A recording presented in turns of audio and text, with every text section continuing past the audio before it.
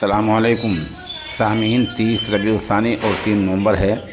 ख़बर का उन्वान है ज़िला मुज़फ़्फ़रनगर की मीरापुर सीट।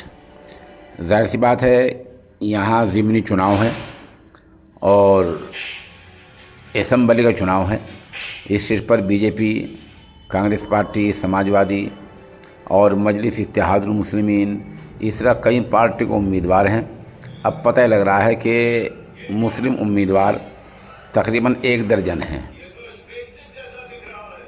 अगर बीजेपी का एक खड़ा होता है और वोट उनके इकट्ठे पड़ जाते हैं और इनके वोट बढ़ जाते हैं तो नतीजा जो कुछ होगा वो आपके सामने है। इस वक्त हमारे सामने 2 वीडियोज़ हैं।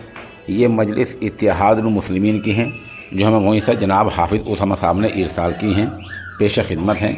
आप अंदर लगा सकते हैं कि मीरापुर सीट पर खेल क्या हो रहा है और किस तरह से मुस्लिम वोट बटने का ज़्यादा इम्कान है, इकट्ठे होने का इम्कान कम है।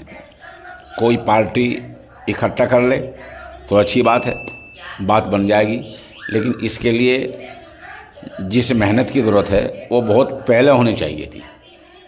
एकदम कोई ऐसी मेहनत करना और उसका कामयाब हो जाना गालिबन